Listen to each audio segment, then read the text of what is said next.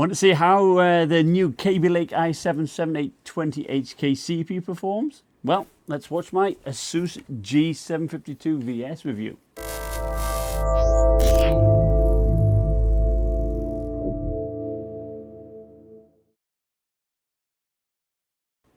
Hi, this is Stephen from Owner Disown, and today we are looking at the 17-inch Asus G752 Republic of Gamers laptop.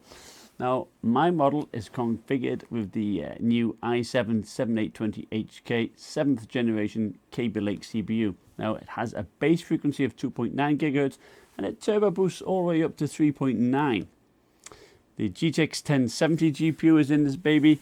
It also has 16 gigabytes of DDR4 2400 megahertz RAM with timings of 18, 17, 1739. It has two 256 gigabyte SSDs in RAID 0 and they perform very fast. Look at those read and write speeds. The drives are made by Samsung and each one has a thermal pad to help keep them cool. As you can see, they are very fast indeed, which they should be. They are NVMe PCI Express M.2 drives. Now, the included 1 terabyte hard drive, on the other hand, is the slowest I have ever seen. It must only be a 5,400 RPM drive, which is disappointing at this $2,500 price point. The mechanical drive gave off an awful vibration which you could feel through the chassis. You could also hear it. It was like as if it was spinning at max speed all the time. You can see this in my vibration tests. There is also a DVD player which can be configured to be a Blu-ray player. You'll notice it's very fragile, so you must be very careful with it. The HD webcam is blurry, looks more like 720p to me. The microphone is clear, however. So this is what it looks like and sounds like. On the left-hand side, we have a Kensington lock, 2 USB 3 ports, the DVD drive, and combo SSD MMC card reader. On the front we have a series of lights to show hard drive activity, the keyboard lights, whether they're lit up or not, airplane mode and locked status. On the right hand side we have a headphone surround out jack, we have a microphone jack, we have a headphone SPDIF out jack, a USB 3.1 type C port, 2 USB 3 ports, a mini display port, an HDMI port, Ethernet, and finally the power port.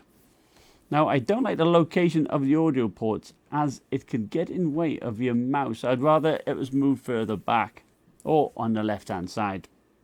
The panel is a 1080p 120 Hz. It is Gsync and it's made by AUO. The ID of the panel is 119D. I'm sure it's a TN panel, but it does have a bit of flex. But most worrisome to me is the light bleed. You can notice it quite clearly at the bottom corners. Now, 120 Hz is nice though. Even without Gsync or VSync, games are buttery smooth. Now, brightness is quite good. I measured 224 lux. Now, it's not as bright as the Alienware 17 QHD display or the Razer Blade, but it's brighter than the MSI GT73VR. In my outdoor tests, both the MSI and Asus were visible at 100% brightness. The viewing angles are better on the Asus, I think because the matte display shows less glare than the MSI. And the extra brightness definitely became more apparent at 25% brightness as the GT73VR became more noticeably washed out. Now, in terms of color accuracy, we have 95% of sRGB, 66% of NTSC, and 71% of Adobe RGB. The battery is an 8-cell 96 1-hour battery, so it's quite big, and it gives 3 hours 50 minutes that's streaming YouTube at 25% brightness, and an impressive 1 hour 20 minutes of gaming. The 230 watt power brick did not get hot whilst gaming, and it is much smaller than the GT73VR 330 watt brick. The design of the laptop is nice, with an aluminum lid with decals that light up. Also, the red light band in the jet fighter grille at the back shines red. This can be turned off in the settings if you prefer it. The anti-ghosting keyboard lights up in one colour, but you can configure it to have all the keys lit up or just the hot zone gaming area, the AWSD keys and so forth.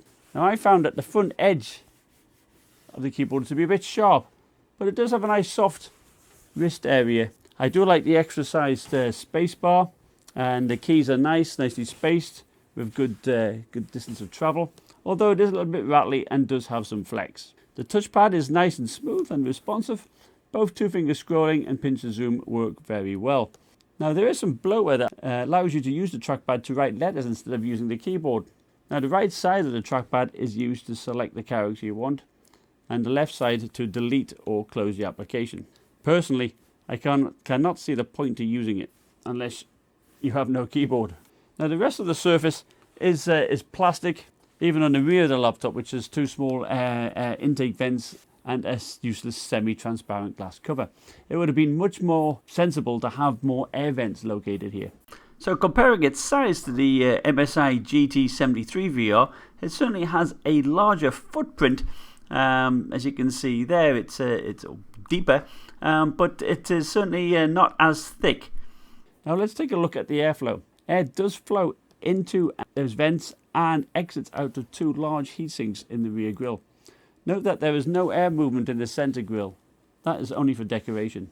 Asus touts its 3D vapor chamber that reduces GPU temperatures by 7 degrees and CPU temperatures by 2 degrees. Now in my tests I averaged out every temperature in each benchmark, and this is what I found. Indeed, the GPU was cool at 66 degrees, but the Alienware 17 with the GTX 1070 measured 65 degrees, so there was no improvement there. But look at the CPU. Even at stock, it was near 90 degrees. The i7-6820HK in the MSI GT73VR was 66 degrees. Overclocked to 4.2 or higher, you average around about 97 degrees versus the 78 on the MSI GT73VR. The 3D vapor chamber may work, but there's a severe lack of airflow when overclocked, and the CPU does throttle. Now even having the fan set at the max 4,400 RPM didn't decrease the temperature at all. Despite this, however, the CPU is still very fast. Here are some tests against the i7-6820 in my MSI GT73VR. First up is Cinebench R15. At stock, the i7-7820HK is 8% faster than the stock clocked i7-6820HK and 14% faster than an i7-6700HQ. That's not bad.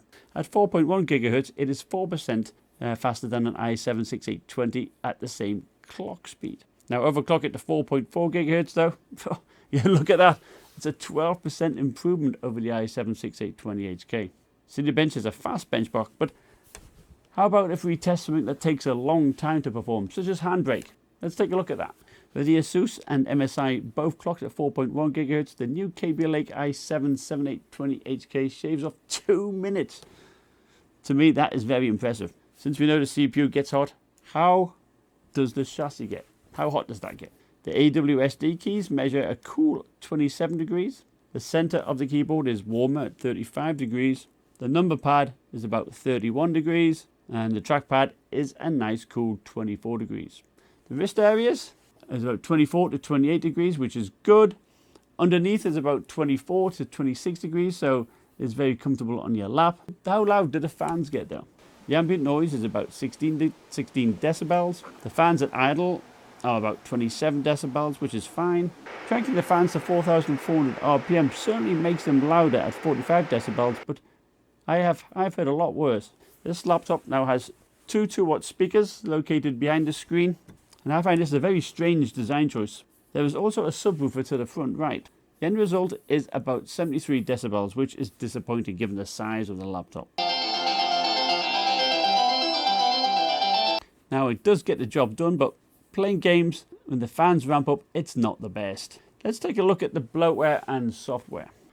When you start the computer, you get a choice of different apps you want to load up. You do get bundled with Asus web storage, McAfee antivirus, software for configuring your fast USB charging, and the trackpad handwriting app, which I mentioned earlier.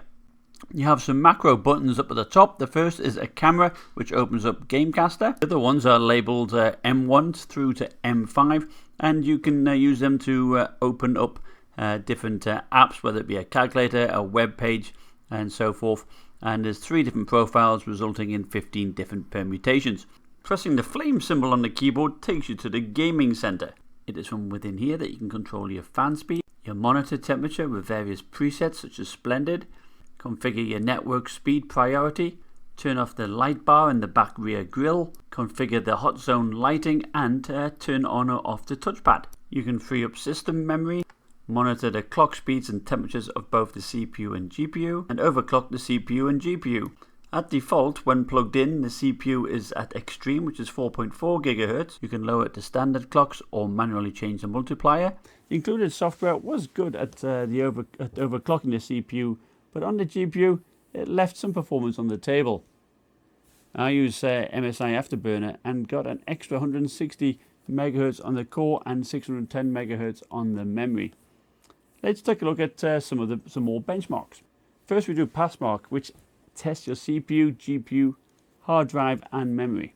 I have the Asus clocked at 4.4 GHz and the MSI GT73VR at 4.1, and in both cases, the GPU is overclocked. The MSI does pull ahead in the graphical tests, but in the more CPU-centric tests, the Asus catches up again. Only 300 points separating them at the end. Now let's do the PCmark creative test. This test is very good as it replicates many things we do on our notebooks, such as web browsing, video and photo work. Overclocking gives a good 13% improvement. For reference, the GTX 1070 MSI GT62VR scored 5,023 points. Lastly, let's look at a suite of game benchmarks. So in Rainbow Six Siege and Rise of the Tomb Raider, the GTX 1070 in the Asus holds its own compared to the Alienware 17 and Alienware 15. But look at Grand Theft Auto 5, the extra CPU horsepower powers it through, and overclocking it whops it up to 130 frames per second. Again, comparing the Asus with the Alienware 17 and the Alienware 15, we see very respectable scores at stock, but look at it overclocked, it powers ahead. Look at those results for the Asus on Doom. It eats it for breakfast. Overclocking it yields 15% improvement. Ark Survival is a new game in my benchmarks, and it handles that very well too. Overclocking it gives a 13% improvement. I do wonder what it would be like if it wasn't throttling. So here we look at Timespy and Firestrike, and look at those Timespy scores. 5734 at overclocked. That's fantastic. Just for the record, the Alienware 17 overclocked was 5468, so what an improvement there. And looking at Firestrike, overclocking it gave 16,000 points, a 15% improvement. During my testing, I measured the power it pulled from the wall. At stock, we are looking at 172 watts. When we overclock the CPU and GPU, this jumps up to 194 watts. Conclusion, I can tell you, it is a fast computer. It annihilated every GTX 1070 notebook I have tried. Even in Grand Theft Auto 5, it beat the GTX 1080 in the GT73VR because the CPU was so fast. CPU performance was equally impressive, putting to shame my i7-6820HK in the MSI GT73VR. But this performance does come at a cost, and that cost is heat. That i7-7820HK runs very hot, and in my opinion, there's not sufficient airflow to keep it cool. It does throttle, but performance is still great. But I ask, how long will those components last? For the size and weight of the notebook, the cooling was a disappointment.